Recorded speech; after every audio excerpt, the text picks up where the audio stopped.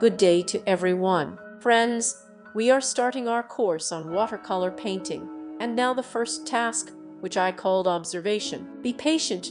In the next probably months, maybe 2, there will be just tasks coming out. In other words, we will not paint any landscapes or still lifes.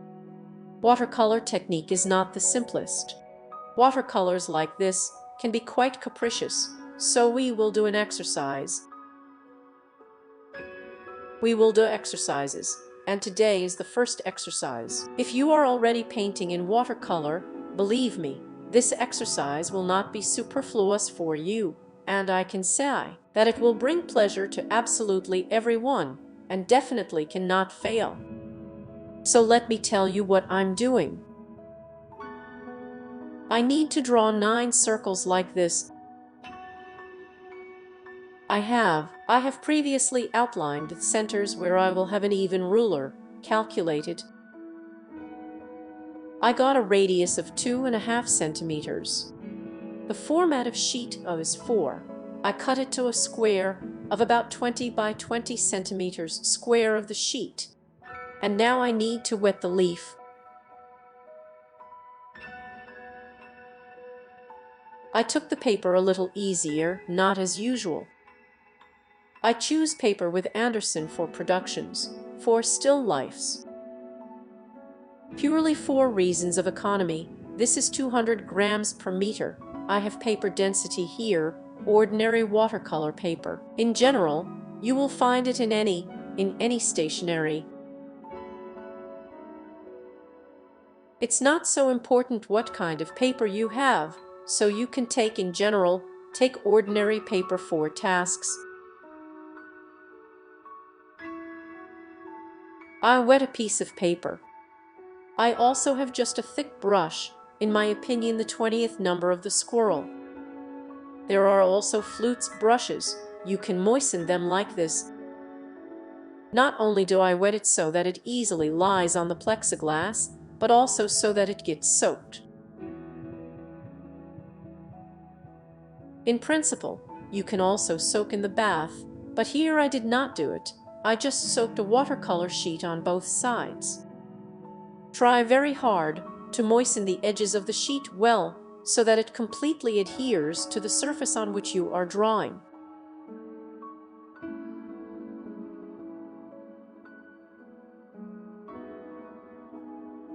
Also, friends, try to overlay the sheet so that there are no bubbles left inside. In general, it is not difficult to do this, and the more so, the sheet format is quite small. The goal now is to moisten the paper well on one side and on the other. I take off a little bit of excess moisture with a toilet paper on top. This can also be done with a napkin. And after that, I will need to cover the first 3 circles with water.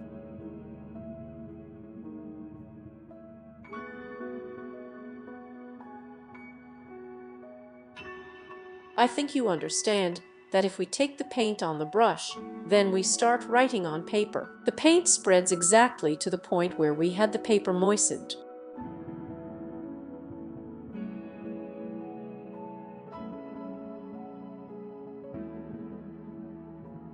Now I'm making the boundaries of this humidification, that is, I cover the first circle with water. All that we did before, wetting the paper on the back side, then on top. You don't think it was wasted, because some people say, yes, why did we cover a sheet of paper from above, if then we removed excess moisture with toilet paper? That's the thing, that we were removing excess moisture. Of course, the paper immediately begins to absorb itself, and inside we have moistened paper. That's good. This is how it should be. But now, when we have covered 3 circles with water, we do this so that our paint, when we put it inside the circle, does not leak out of its borders. That is, pay attention. Here I am now making such dots on the circles, It flows inside the circle, but it does not come out beyond the border of the pencil circle that I drew with a compass. So, what are we doing? We have covered with water, and now we just take different colors, which you like best, and put dots. You can use dots, you can use sticks, you can draw some blots, circles inside, and we are watching how the colors are spreading. This task, as I said, is called observation. Look at how I have red paint now so actively floated inside. How it interacts with water, how it mixes with another color. As time goes on, yes, as the paints gradually dry out, they interact with each other and give birth to some other colors.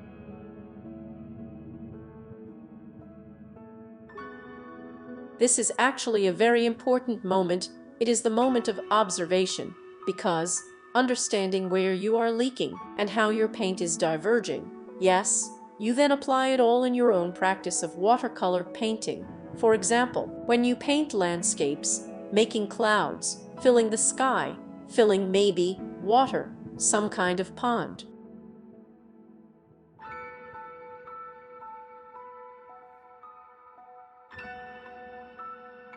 You will understand how your paint behaves.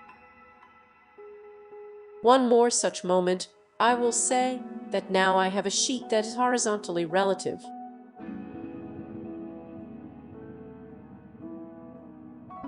But in fact, to be honest, a little bit on top of me, there is the upper part lying there on the thickness of the laptop. Well, look here, these are the beautiful circles of Rostecki that turn out. The upper part lies slightly higher, but you are as far as possible. I just didn't have the opportunity to put it straight. This task is performed on a completely horizontal surface. There will be tasks when I ask you to raise the upper part with a slight slope to do, for example, 10 centimeters. But this is not the option. Here it should lie absolutely flat. The second row of circles, we are already taking some tone.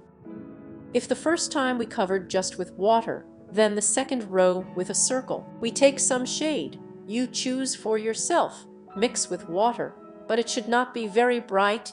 That is, such a tear has a slightly tone.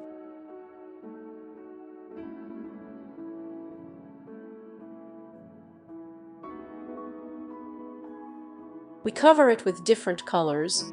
You also take the colors at your discretion, which you like best. And we will continue to do the same. We take some other shades and start putting dots, sticks, circles inside these circles, and look at the behavior of the paint, how it behaves, how it interacts with the shade that you initially made as a substrate.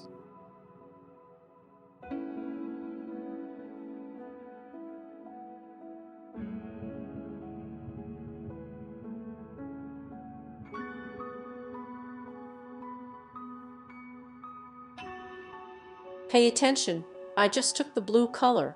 I make a dot, it remains blue inside, and it spreads along the edges, interacts with the color that was before, and already the edges of my blue specks turn into slightly greener specks.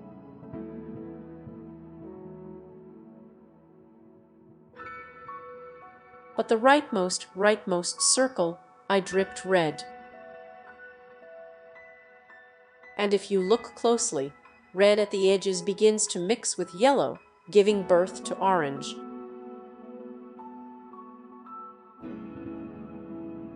Here are such wonderful pores.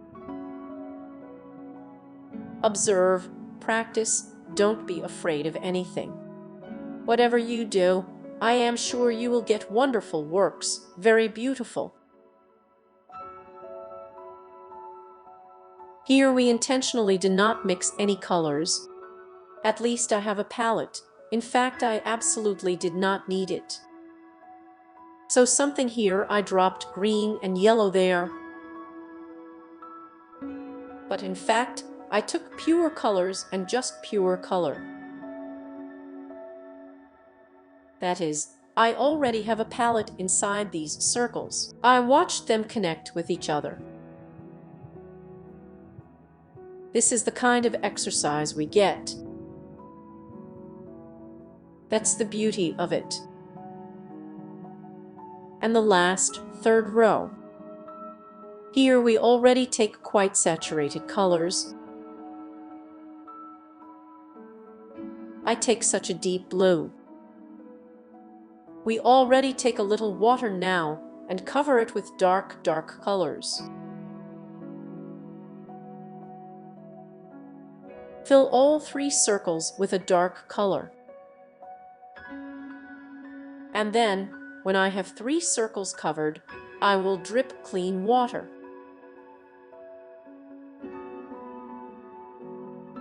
You know, by this point, my water has already become dirty in a jar. I recommend you to change it. This is after you, of course, draw these 3 circles before you start dripping water. The water must be clean.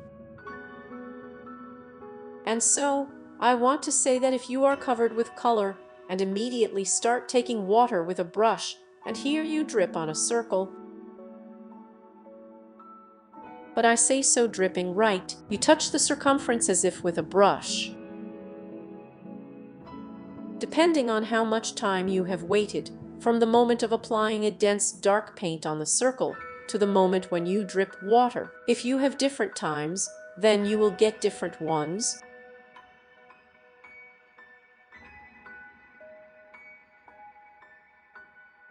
Well, the output has a different effect. I didn't have a little patience here. I immediately started dripping. And you can try to drip water in a dot with a brush on one circle at once. See how it will behave. Then wait for another circle, for example, for 10 minutes, when it is a little more soaked in paper with this color. The top layer dries a little more, and also drip, and see what happens to it.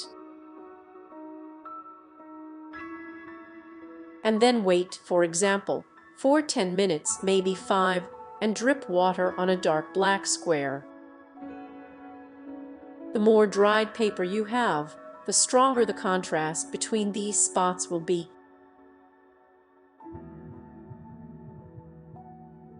Well, try, watch, train. I will post the second lesson in watercolors on Wednesday, and the third one next Monday. We need to catch up a little bit before the drawing, because 3 lessons have already been laid out according to the drawing, and then I'll start alternating. Next Wednesday there will be a drawing lesson, and so on. Videos on watercolor painting will be released on Mondays, and drawing lessons will be released on Wednesdays.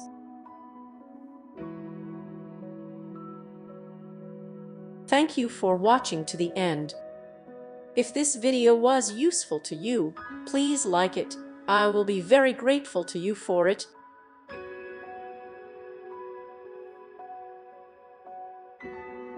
Well, I'm saying goodbye to you until Wednesday. On Wednesday, as I said, there will be a new lesson in watercolor painting.